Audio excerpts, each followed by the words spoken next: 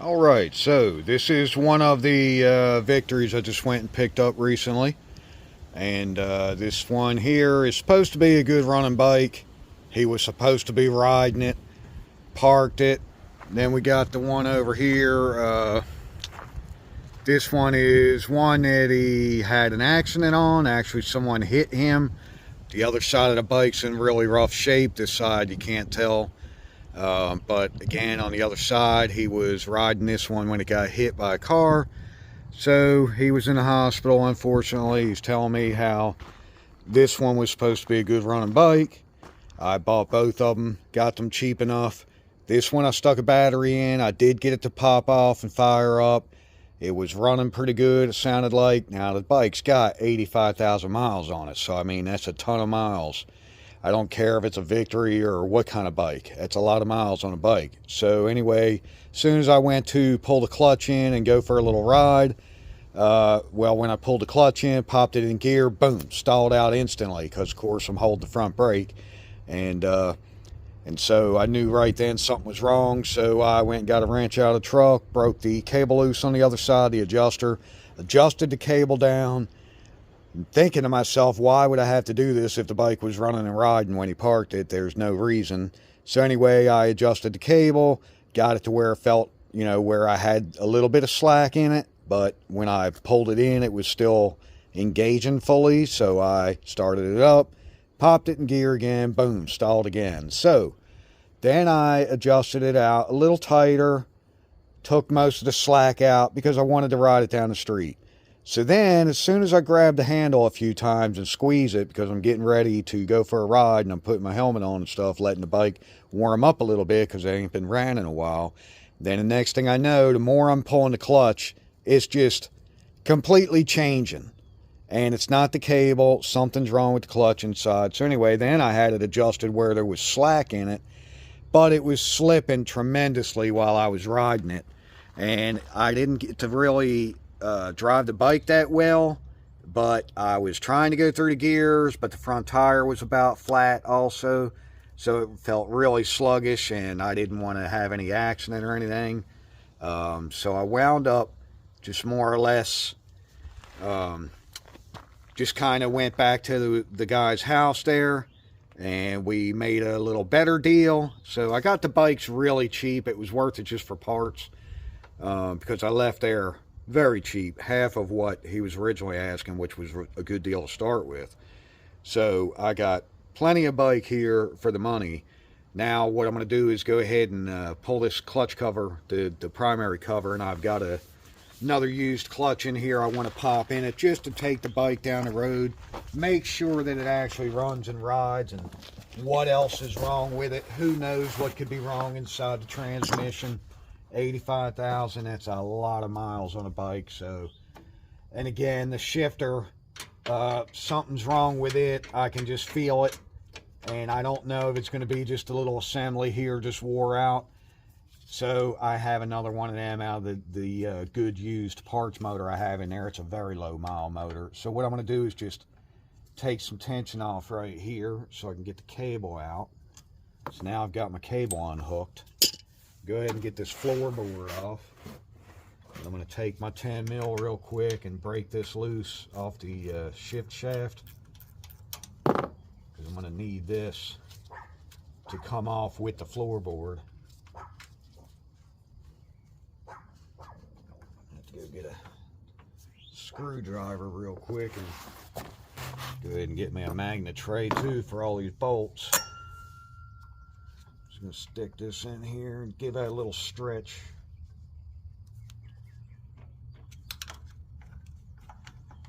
Get that off.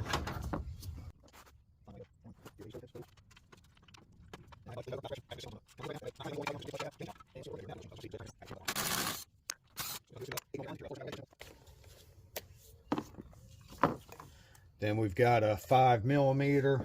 That's what all these little bolts are. Which actually, let's see. I'm gonna go ahead and get my cover off here real quick. Now this aftermarket cover, I don't know if they're all the 4mm or not, but I'm gonna pop it off.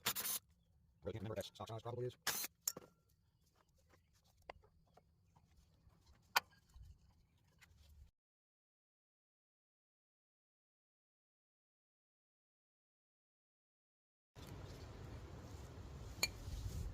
Now this is an 8mm. I'm going to pull this little stud out real quick. That's what we were trying to get to. Got that removed. Now I can take and pull this clutch arm up out of the cover there and get it out of the way, disengaged from the actual clutch setup. Not quite sure why it ain't coming out. I'm just going to leave it like that.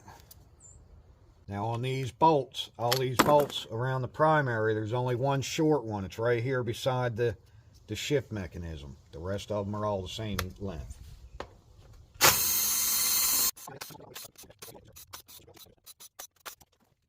Give it some smacks to break it loose.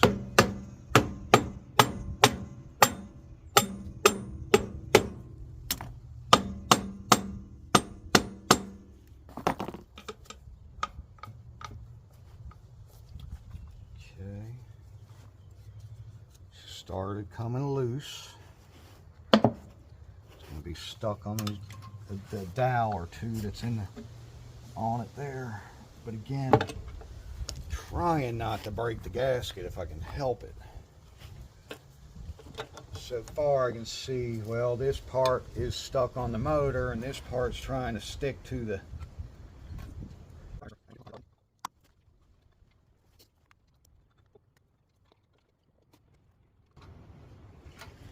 well, that gasket's stuck too much to the motor and to the cover, so I don't think I'm going to be able to get it off without breaking it.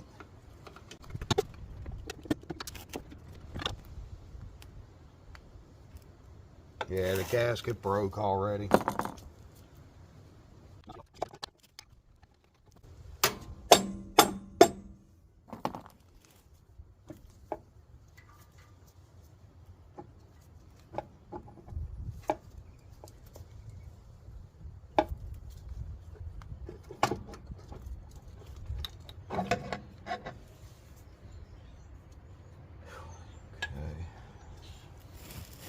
Just going to leave this laying here like this.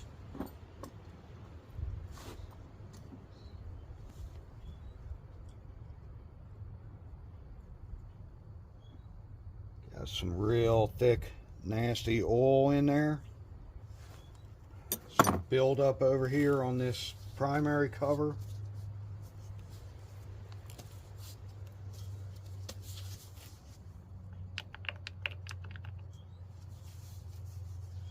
Yeah, that's some damn nasty sludge in the bottom there. I don't like that. At least the rest of it's not coated like that other bike I got with the 67,000 on it. That one's a real complete mess. I don't think I've ever seen a motorcycle that dirty inside. Now this one, like I said, it's looking pretty clean except the sludge all on the bottom here.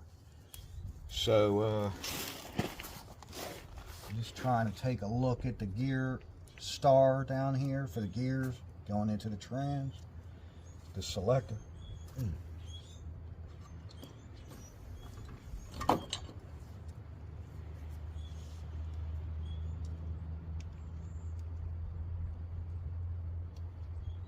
Checking stuff out for any real obvious wear. I don't see any obvious wear on there.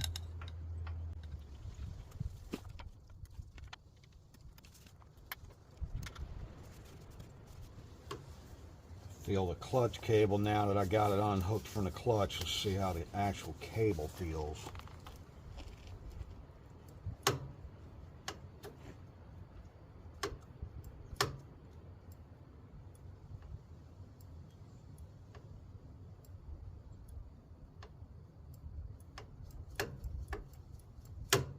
It's probably all right. I don't feel any real stickiness or anything like that to it.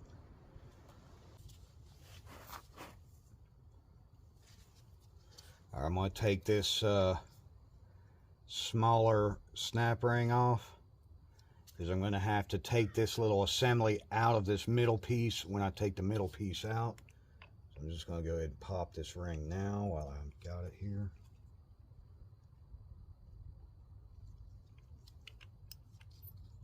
So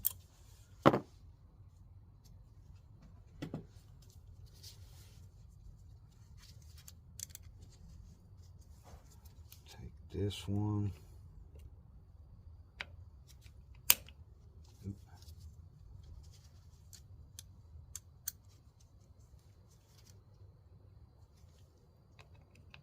Get this bigger snap ring out here. I'm going to take this assembly out, pop this out, and keep it going the right way. Don't flip it. We're going to leave it like this. Check that bearing, nice and smooth. Everything feels good and quiet, no rigidness. Just kind of making sure everything is snug there.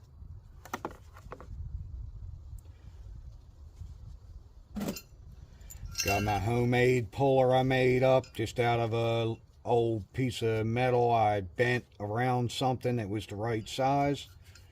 And I had to take this bolt and shave the head down so when this assembly's in here, it's not hitting the shaft. Just a big flat washer. These were some bolts I cut down. Looks nasty, just rudimentary. I'm not worried about that. It does the job, and it only took like 15 minutes to make, so that's what matters to me. So what I do is I take this out, stick it through the bearing here.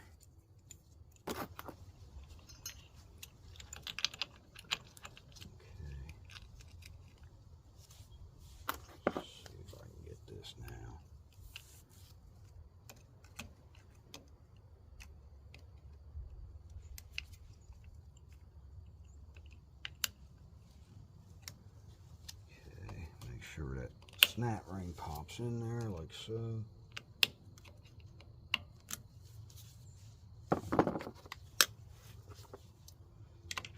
Make sure it's in the groove. Okay, it's in. Now I'm just going to take this. Now see, when you make one of these, if you do, or you buy or whatever, you don't want it way out here, because this is a convexed piece of metal. It's the only thing that's acting as the pressure plate. This doesn't have springs, no, like a regular bike would. This one is using this piece of metal that's formed. So you want it to be right in here, as close to these as you can, right around the edge of them, pushing the pressure in, and that way it's actually going to collapse the pressure plate there. Let's get that centered up.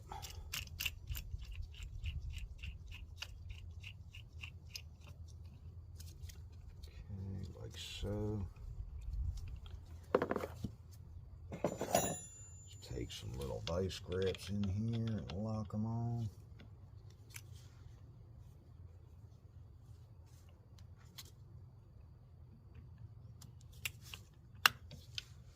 And take my 11/16 and start tightening her down.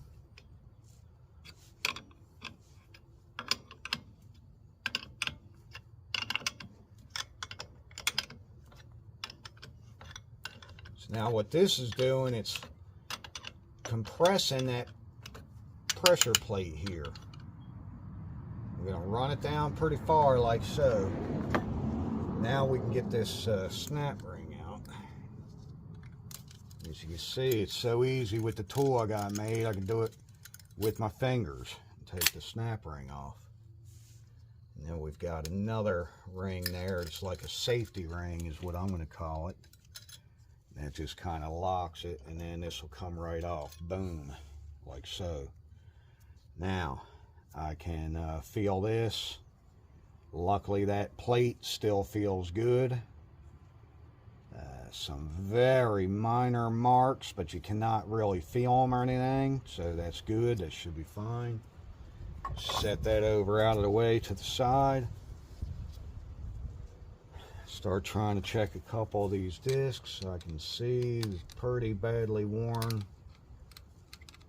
There is no pads left on it, no, on the friction pad there. I might have to go grab a pick. I'll be right back. All right.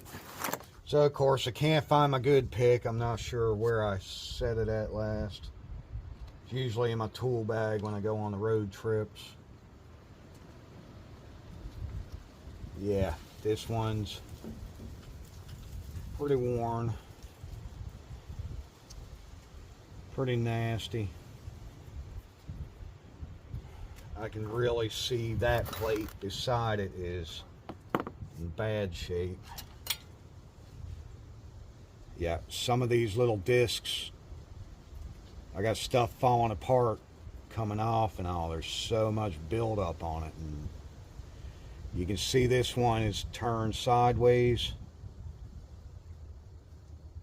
There's one of the pads off the clutch discs. You can see chunks of it missing and all. So yeah, this clutch is pretty well shot.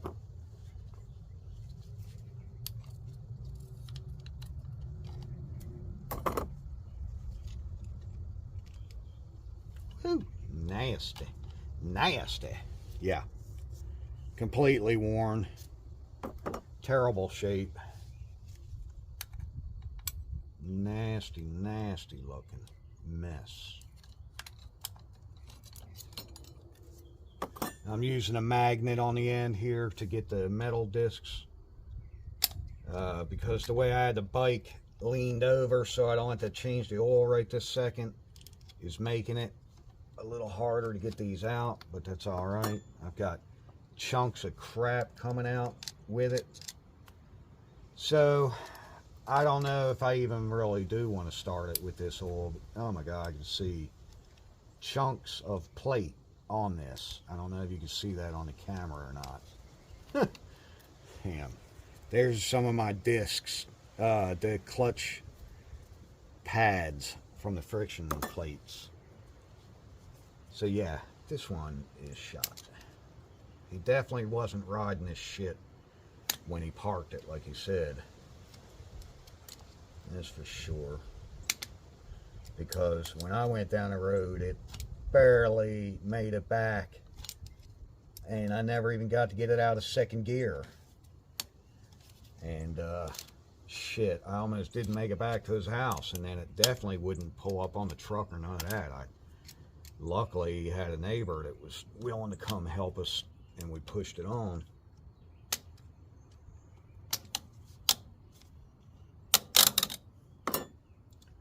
Yeah, this is nasty, man. I don't know if I should damage the one I'm putting in by trying to run it or change this oil.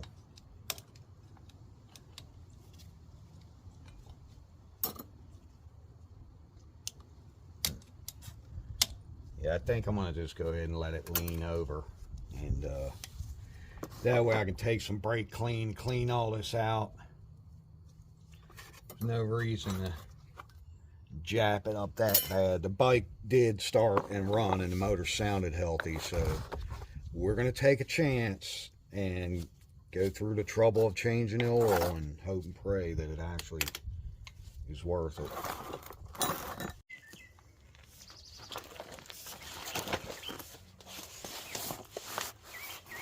Okay. Alright, so I've got my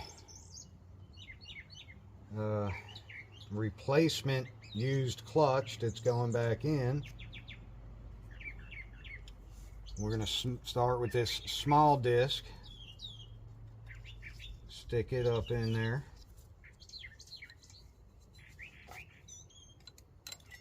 Get it all the way in, seated in there. And then we got the two rings, the flat one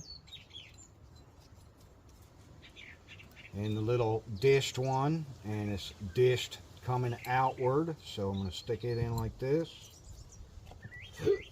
Excuse me. I'm going to push them down in there.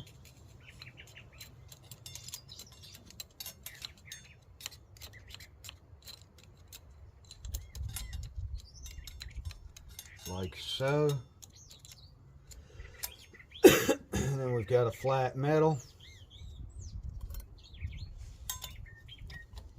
Just start sticking them in. Now they do have a little bit of a beveled edge and a flat edge. And in the instructions it'll show you which way to set yours in there. I took these out of the other motor and they're used, but they're in really nice shape. The only thing that I think was causing these to even slip was it had the stupid easy pull lever on it. There was no way to get the adjustment correct. So eventually it started slipping on the guy. And then when I took it out to put the other used clutch I had in the red bike, which I've got another video on that, I had noticed there was nothing wrong with these at all. And then when I actually put the bike together, the red one with the used clutch, and the easy pull was still on it, I could not get it to adjust out correctly. So of course I took the easy pull right off. I don't like that thing. And that bike's been doing good. Now, I haven't ridden the bike an extreme amount because it does have a bad roar with the output shaft bearing. After I got that one running and was experimenting with it, I got lied to about that bike too. So it happens, folks. Like I said, you can't really trust anybody on what their word is. I hate that, but that's just how it is. But again, this clutch looks great. Very nice shape. So we're just going to install this one, ride the bike up and down the road, and pretty much, as you can see, I'm just staggering. You put a friction, you put a metal, you put a friction, you put a metal. You just keep stacking them like that until you're done with the stack.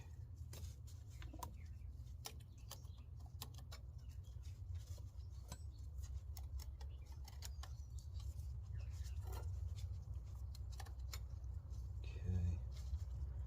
And then my last one. Now this is the one out of the 100. As you can see, there is a difference. Usually the 106 is going to have this long style plate. Is a stock one anyway. I noticed the ones I took out of here are stacked like this.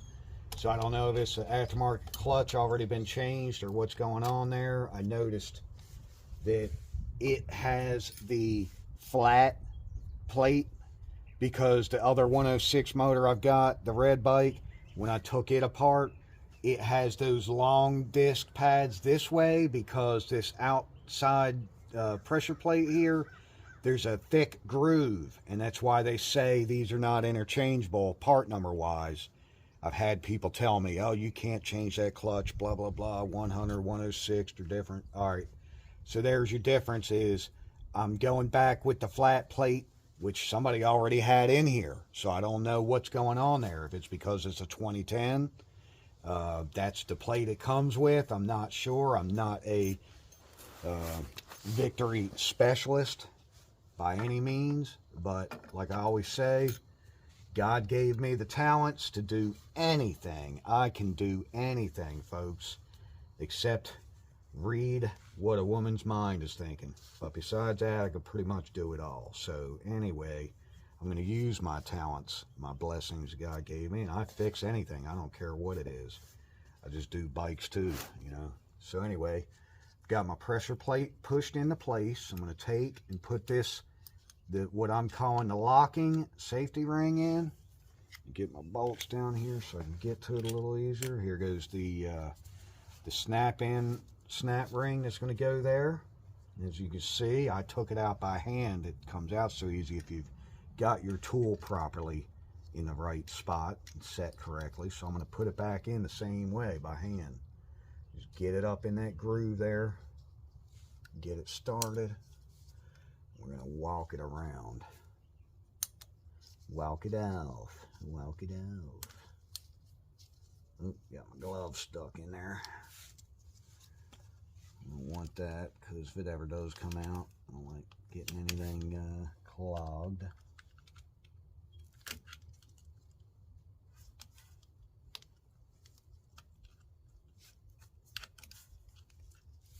Okay.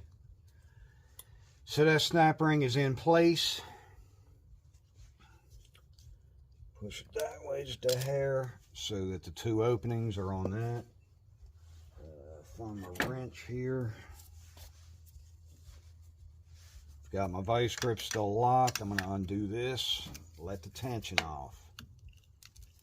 As you can see, the plate was slopping around just now because I still got no pressure. So now we have released. Take and pull my tool off, like so. Very simple.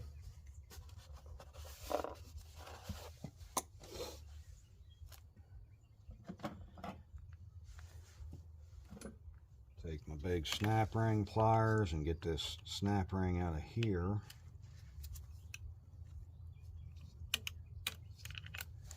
So I can take this out, take my piece of my tool out. Now I've got this assembly. We're going to stick this back in it, making sure there's no excessive wear or anything. As a matter of fact, I want to blow that off real quick with some brake clean because I see pieces of clutch disc still in it.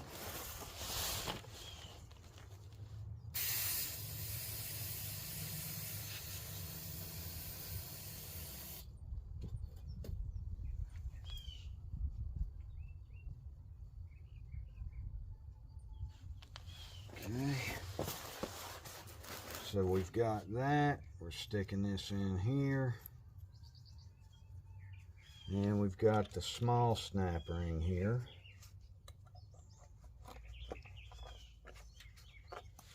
That we want to place in here and lock this. It has a small groove. There's a very small groove there that we want to get this snap ring in.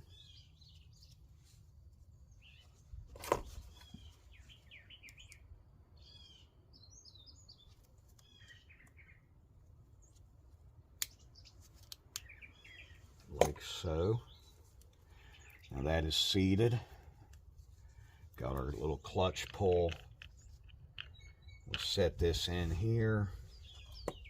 It's got them 3 little notches so it can only go in one way. Make sure it's fully in, fully seated.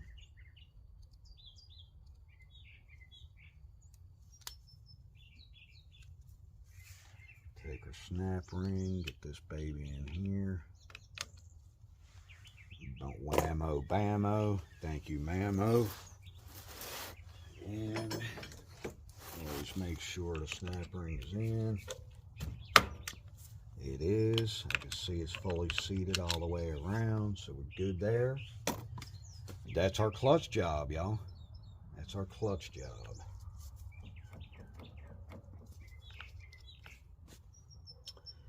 All right, so put my tool away for next time. For whatever reason, I'm messing with these damn Victories now, and I'm obviously going to need this tool again, that's for sure. So, anyways, all right. So now it's just time to start putting stuff back together, and I'll probably just skip through this part or speed through it. You don't really need to see all this. I'm going to jap a couple things up. I'm not going to lie. I'm not trying to do this one 100% correct. This isn't how I'd recommend doing it, but I just want to see if the bike will run. See, will it actually drive down the road? See if I've got transmission issues. 85,000 miles. We got to check her out first before we put any.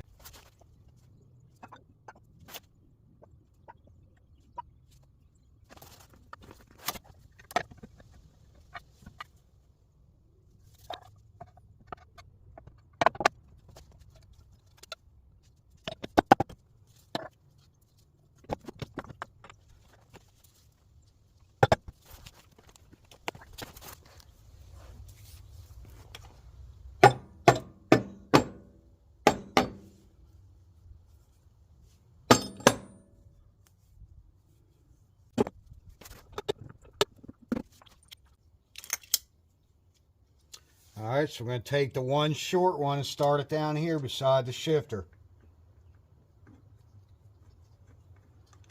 All the rest are the same.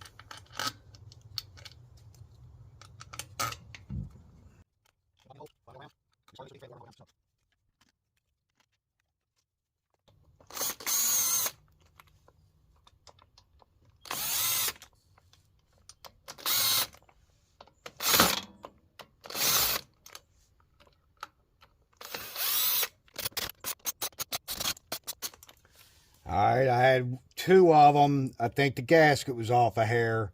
I just pushed a little harder, it went right through. Again, I'm not real worried about this gasket. If it was a new one, I'd be worried, but it's not. So anyway, now it's time to run them on down.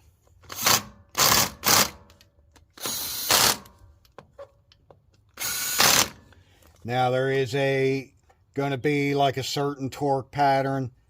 I'm not doing all that. I'm just going to start. I like to start in the bottom and the middle and work it around, because that's where your oil always sits.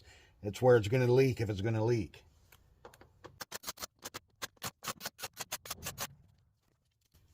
That particular gun does not get very tight. I'm not sure what's wrong with it. So I'm just going to go ahead and hit them by hand just to make sure. Again, not trying to strip anything, not overdoing it. When you've been turning wrenches this long, you just got to feel for it.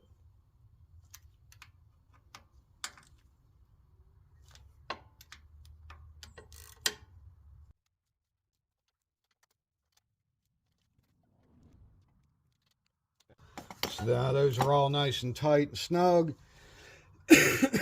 Now is when you would drop your arm in, but I already left mine in there. I pulled it up out of the way so it wouldn't interfere with the clutch basket arm there, but I've already set mine in, got it, you know, at the point where I need it, because when I drop this in now, I have some slack and I can go to the other side of the cable and work it out, because I've got that cable all the way down where I was trying to get it to where I could at least ride it the other night.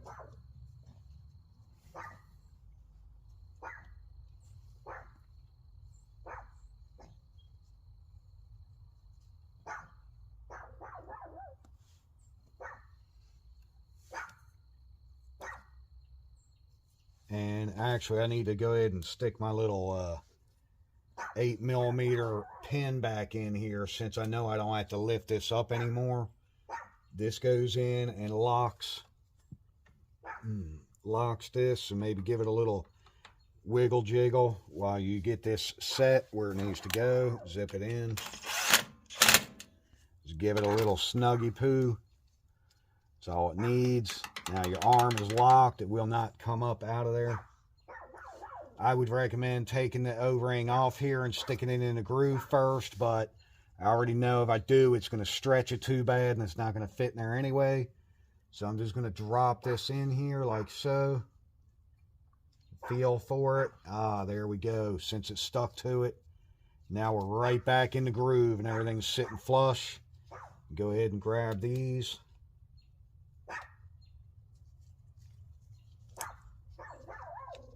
What is it, Jasper? Jasper's over there raising hell. I guess some leaves are blowing.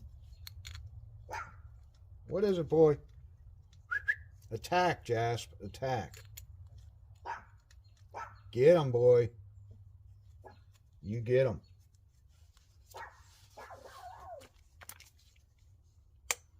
Kill, killer. Kill.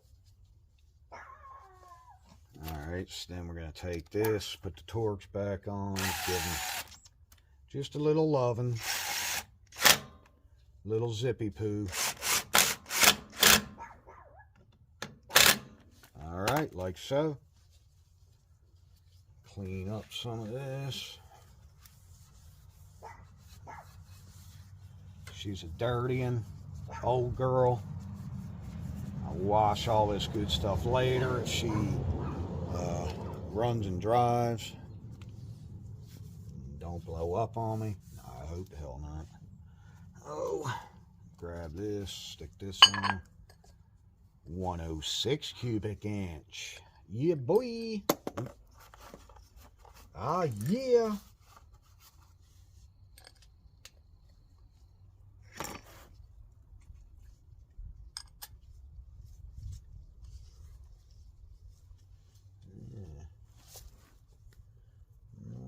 Thing ain't got very much teeth holding.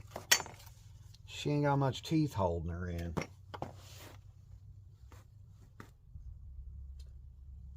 Where did my 4mm go? Where did my 4mm go? Is that the 4? Is that her? All right. Oh, they go deep. They get up in there deep. Just gonna give them a little snuggie, a little snagapoo. All right, just like that. Just like so, y'all. Just like so. Take that 4 back off. Get this 5. I'm done with that.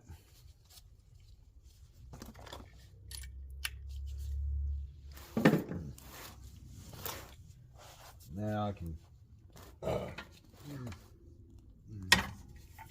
get my footboard. And now see, this is a different setup. This must be maybe an aftermarket setup. I'm not sure. I'm really not sure. It sure ain't like my stock one on my other bike. It's got a stud that goes through and has a shoulder on it and all, and bushings, and this one's not like that. So anyway, it's got a little sloppy slop, not too bad. The heim joint ain't completely shot, neither is this one. So I'm just going to put these back on and let her roll.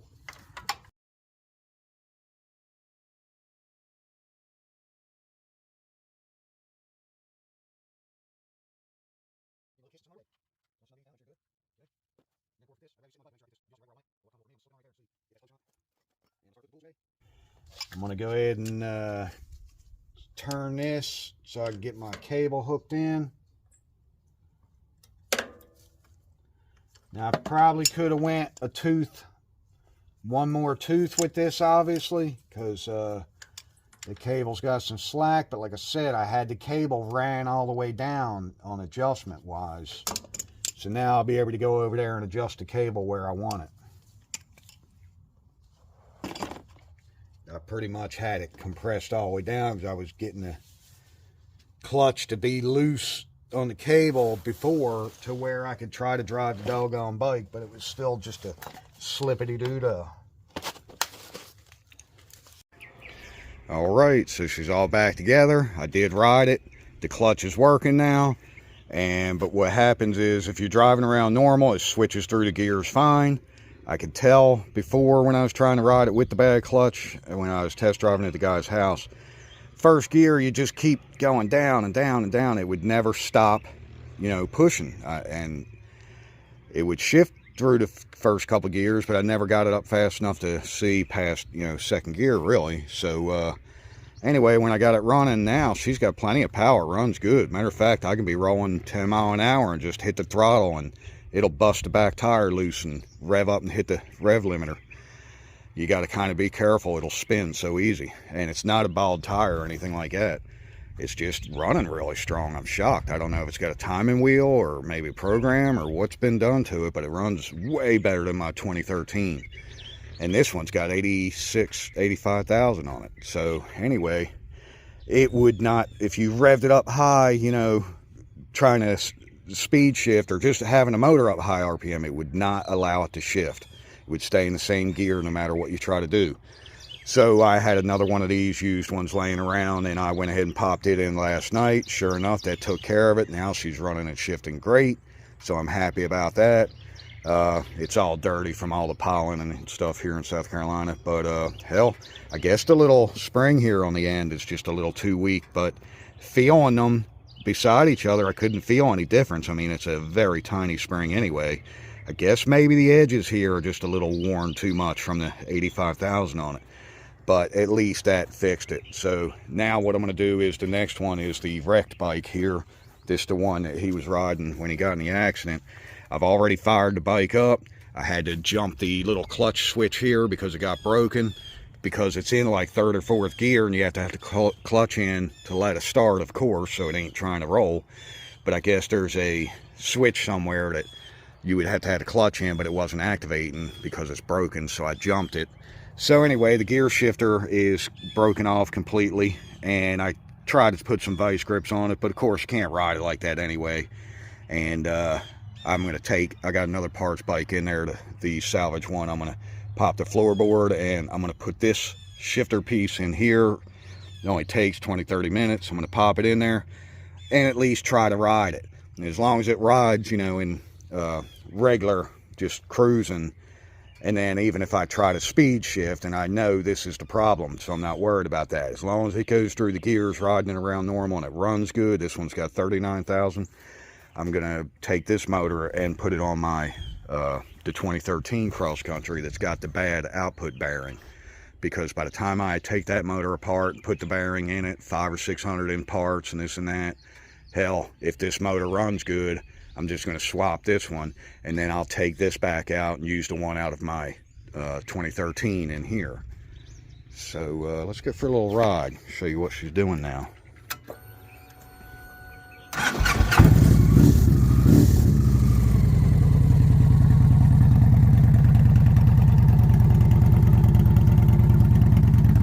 It's actually a good, healthy running bike, man.